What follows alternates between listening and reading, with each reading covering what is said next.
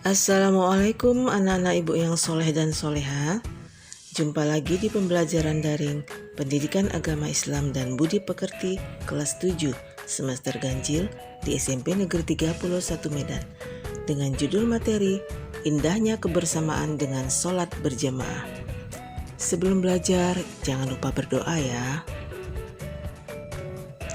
Adapun tujuan pembelajaran kita pada hari ini adalah agar siswa mampu menjelaskan pertama, pengertian sholat wajib, dalil nakli tentang sholat wajib, dan ketentuan sholat wajib. Yang kedua, pengertian sholat berjemaah, kemudian dalil nakli tentang sholat berjemaah, dan ketentuan sholat berjemaah. Selamat mengikuti.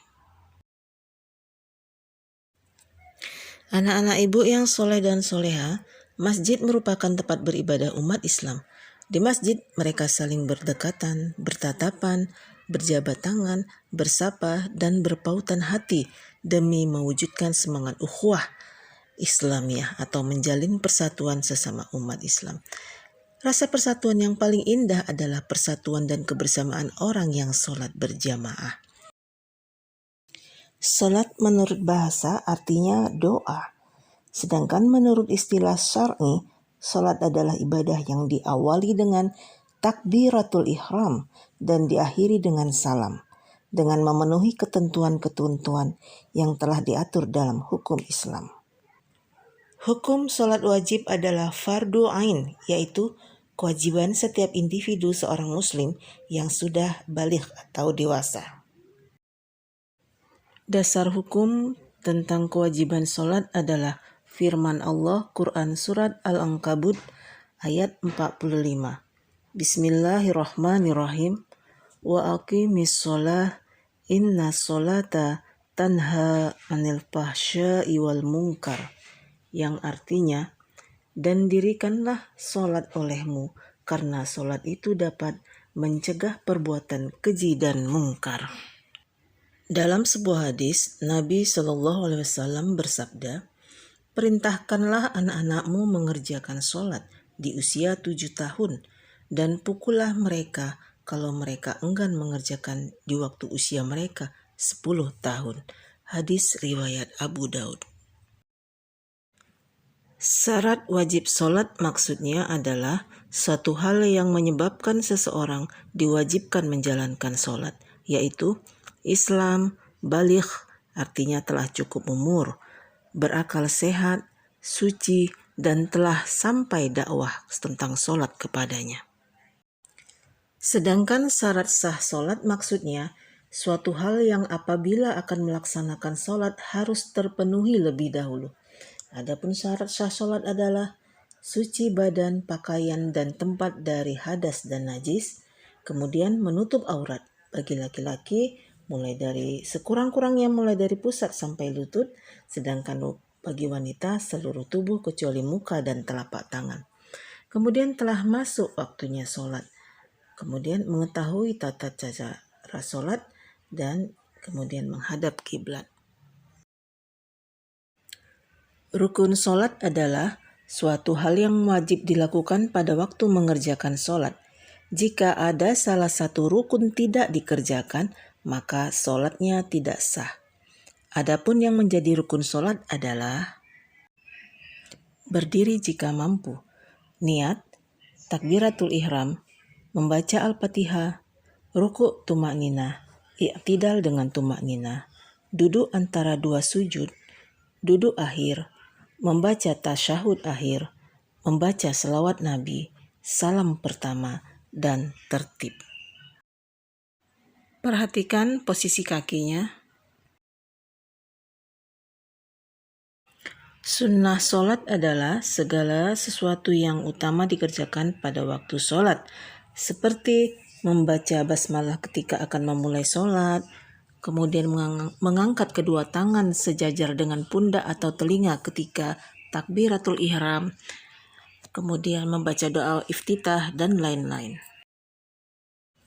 Sedangkan hal-hal yang membatalkan sholat adalah sebagai berikut. Di antaranya, berbicara, makan atau minum, berubah niat, wuduknya batal, dan lain-lain. Cari dan pelajarilah bacaan dan gerakan sholat dari berbagai macam literatur atau sumber bacaan. Sholat berjamaah adalah sholat yang dilakukan bersama-sama sekurang-kurangnya 2 orang, yaitu satu sebagai imam dan yang satu sebagai makmum. Hukumnya adalah sunat muakkad. Artinya, sunnah yang sangat dianjurkan. Bahkan sebagian ulama mengatakan hukum sholat berjamaah adalah fardu kifayah.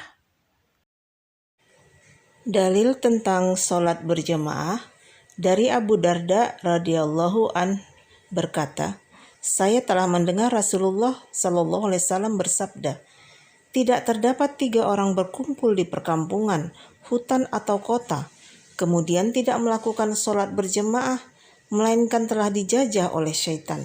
Oleh karena itu, kerjakanlah olehmu sholat berjamaah. Sesungguhnya serigala itu hanya dapat menerkam kambing yang jauh sendirian dari kawan-kawannya. Hadis riwayat Abu Daud. Maknanya, berjamaah akan menyelamatkan iman dan agama. Setan tidak mampu mengganggu mereka yang berjamaah. Setan akan mengganggu mereka yang sendirian dan terpisah dari saudara mereka. Dalil dan keutamaan sholat berjamaah. Hadis Rasulullah bahwa sholat berjamaah lebih utama dibandingkan sholat sendirian dengan 27 derajat. Hadis riwayat Bukhari dan Muslim. Anak-anak ibu yang soleh dan soleha, coba kamu perhatikan syarat menjadi imam dan syarat menjadi makmum.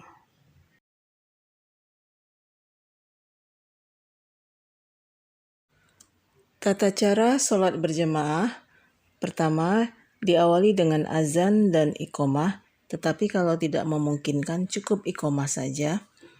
Kemudian barisan saf jemaah laki-laki berada di depan, sedangkan yang perempuan di belakang. Kemudian di dalam melaksanakan sholat berjamaah, seorang imam membaca bacaan sholat ada yang nyaring atau keras atau jahar, dan ada pula yang dilirihkan atau pelan atau sir. Nah, sedangkan yang nyaring itu atau keras adalah bacaan takbiratul ihram, takbir intikal, tasmi, dan salam. Kemudian bacaan Al-Fatihah dan ayat-ayat Al-Quran pada rakaat pertama, sholat maghrib, isya, dan subuh.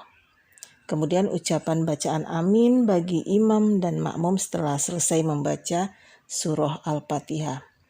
Yang kemudian adalah makmum harus mengikuti gerakan imam dan tidak boleh mendahului gerakan imam. Kemudian yang berikut adalah setelah salam, imam membaca zikir dan doa bersama-sama dengan makmum atau membacanya sendiri-sendiri.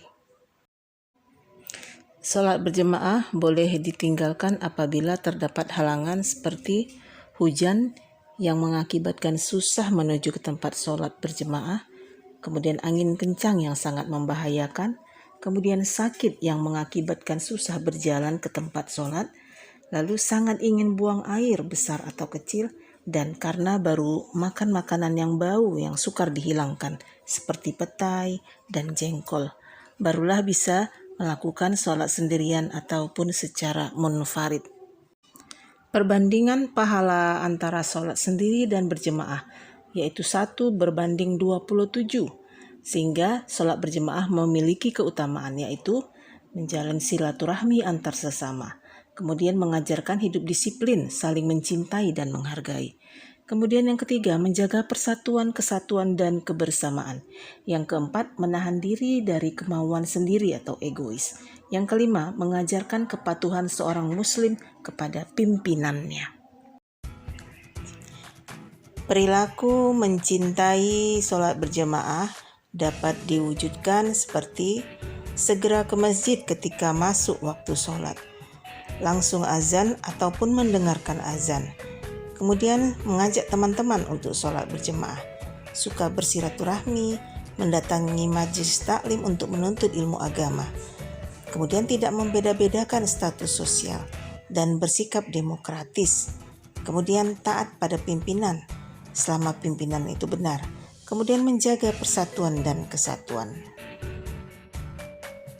Baiklah anak-anak ibu yang soleh dan soleha, demikianlah pembelajaran kita pada hari ini.